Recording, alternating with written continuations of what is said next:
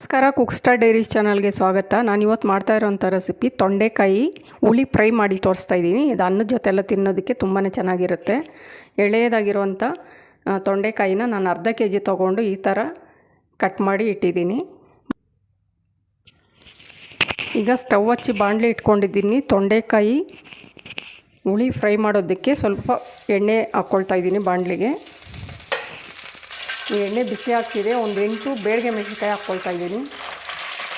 ಒಂದು 6 ಖಾರದ ಮೆಣಸಿನ್ಕಾಯಿ ಹಾಕ್ಕೊಳ್ತಾ ಇದ್ದೀನಿ. ಖಾರಕ್ಕೆ 1 ಸ್ಪೂನ್ ಧನಿಯಾ ಹಾಕ್ಕೊಳ್ತಾ ಇದ್ದೀನಿ.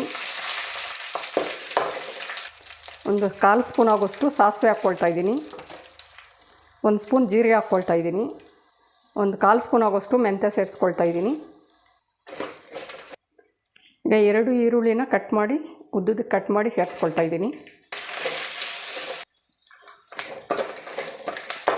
ಈಗ ಇದೆಲ್ಲ ಫ್ರೈ ಆಗಿದೆ. ಇದೊಂದು ಸೈಡ್ಗೆ ಇಟ್ಬಿಟ್ಟು ಪೂರ್ತಿಯಾಗಿ ತಣ್ಣಗಾದ್ಮೇಲೆ ಮಿಕ್ಸಿ ಜಾರ್ಗೆ ಹಾಕಿ ತರಿಯಾಗಿ ರುಬ್ಕೊಳ್ತೀನಿ. ಇದಕ್ಕೆ ಲಾಸ್ಟ್ಗೆ ನಾನು ಒಂದು ಬೆಳ್ಳುಳ್ಳಿನ ದೊಡ್ಡ ಬೆಳ್ಳುಳ್ಳಿನ ಬಿಡಿಸಿ ಇಟ್ಕೊಂಡಿದ್ದೀನಿ, ಸೇರಿಸ್ಕೊಳ್ತಾ ಇದ್ದೀನಿ. ಇದೇನು ಫ್ರೈ ಆಗಬೇಕಾಗಿಲ್ಲ. ಈಗ ಬಾಣಲಿ ಇಟ್ಕೊಂಡಿದ್ದೀನಿ, ಎಣ್ಣೆ ಸೇರಿಸ್ಕೊಳ್ತಾ ಇದ್ದೀನಿ. ಒಂದು 3 ಸ್ಪೂನ್ ಆಗೋಷ್ಟು ಎಣ್ಣೆ ಸೇರಿಸ್ಕೊಂಡಿದ್ದೀನಿ ತೊಂಡೆಕಾಯಿ ಫ್ರೈ ಮಾಡೋದಕ್ಕೆ.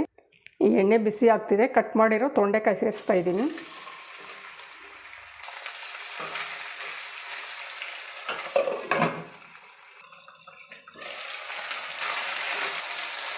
ಈಗ 1 ಕಪ್ ಆಗೋಷ್ಟು ಹಸಿ ಕರಿಬೇವಿನ ಸೊಪ್ಪು ಸೇರಿಸ್ತಾ ಇದ್ದೀನಿ. ಹಾಗೇನೇ ಉಪ್ಪು ಸೇರಿಸ್ಕೊಳ್ತಾ ಇದ್ದೀನಿ.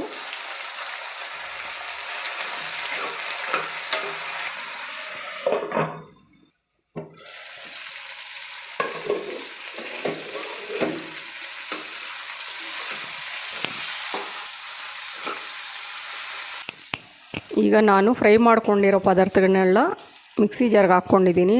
ತರಿಯಾಗಿ ಇದನ್ನು ರುಬ್ಕೊಳ್ತೀನಿ. ಈಗ ಈ ಥರ ರುಬ್ಕೊಂಡಿದ್ದೀನಿ. ಈಗ ತೊಂಡೆಕಾಯಿನೂ ಸಾಫ್ಟಾಗಿ ಫ್ರೈ ಆಗಿದೆ, ಕಲರ್ ಚೇಂಜ್ ಆಗಿದೆ.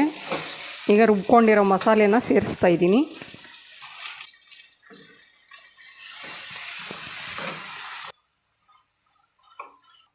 ಈಗ ಫ್ರೈ ಆಗ್ತಿದೆ, ಘಮ ಘಮ ಅಂತ ಸ್ಮೆಲ್ ಬರ್ತಿದೆ. ಇದು ಹುಣಸೆ ರಸ ಒಂದು 2-3 ಸ್ಪೂನ್ ಆಗೋಷ್ಟು ಸೇರಿಸ್ಕೊಳ್ತೀನಿ. ಈಗ ಖಾರ ಹುಳಿ ಎಲ್ಲ ಹಾಕಿದ್ಮೇಲೆ ಉಪ್ಪು ನೋಡಿಕೊಂಡು ಸ್ವಲ್ಪ ಟೇಸ್ಟ್ ನೋಡಿಕೊಂಡು ಇನ್ನು ಸ್ವಲ್ಪ ಬೇಕಾಗಿತ್ತು ಸೇರಿಸ್ತಾ ಇದ್ದೀನಿ. ಈಗ ತೊಂಡೆಕಾಯಿ ಹುಳಿ ಫ್ರೈ ರೆಡಿಯಾಗಿದೆ. ಎಣ್ಣೆ ಎಲ್ಲ ಮೇಲೆ ಬಿಟ್ಟಿದೆ. ಇದು ಅನ್ನಕ್ಕೆ ಕಲಿಸ್ಕೊಂಡು ತಿಂದರೆ ತುಂಬಾ ಚೆನ್ನಾಗಿರುತ್ತೆ ಸ್ನೇಹಿತರೆ. ತಪ್ಪದೆ ನೀವು ಒಂದ್ಸಲ ಟ್ರೈ ಮಾಡಿ. ಹಾಗೆ ನನ್ನ ಚಾನಲ್ ಫಸ್ಟ್ ಟೈಮ್ ಯಾರೆಲ್ಲ ನೋಡ್ತಾ ಇದ್ದೀರಾ ಸಬ್ಸ್ಕ್ರೈಬ್ ಮಾಡ್ಕೊಳ್ಳಿ, ಲೈಕ್ ಮಾಡಿ, ತುಂಬ ಜನಕ್ಕೆ ಶೇರ್ ಮಾಡಿ.